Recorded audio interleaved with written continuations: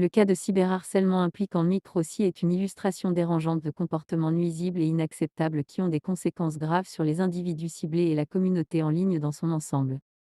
Rossi, en associant son image à des individus présentant des signes d'alcoolisme, comme Sandrine Morel et Laetitia, montre un mépris flagrant pour des relations saines et respectueuses.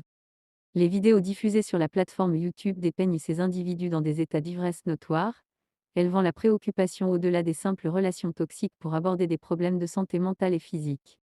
L'exposition publique de tels comportements autodestructeurs souligne la nécessité d'une intervention urgente pour garantir la sécurité et le bien-être des personnes impliquées. La complicité de Microsi avec des harceleurs notoires tels que Fantoma, Serge et leur groupe associé révèle une personnalité qui choisit délibérément de soutenir des individus ayant un historique de comportement malveillant en ligne.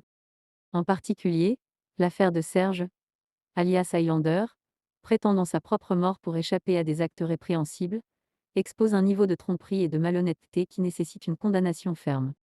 Serge et ses acolytes, qualifiés de bande de rats, ont perpétré des actes de harcèlement et de menaces de mort en ligne, créant un climat toxique sur la plateforme Internet. Ce comportement est non seulement nuisible pour les individus directement concernés, mais il sème également la peur et l'insécurité au sein de la communauté en ligne. Ces harceleurs, tels des prédateurs virtuels, doivent être exposés et tenus responsables de leurs actes. L'organisation de fausses cagnottes par Microsi en collaboration avec Sandrine Morel révèle une facette particulièrement sombre de leur caractère.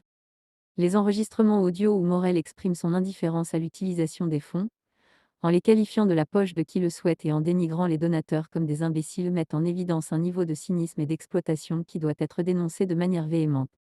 En outre, les agissements de Microsi envers les femmes, les harcelant et les insultant lorsqu'elles expriment leur désaccord avec ces pratiques d'escroquerie, soulèvent des questions sur son respect envers le genre opposé.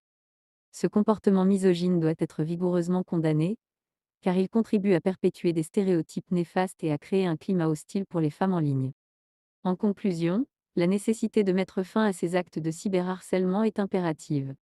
La dénonciation publique, la collecte méticuleuse de preuves, et le signalement aux autorités contre le cyberharcèlement sont des étapes cruciales pour créer un Internet sûr, respectueux et exempt de harcèlement. La tolérance zéro envers de tels comportements est essentielle pour instaurer un changement significatif et assurer la protection de chacun dans le monde numérique.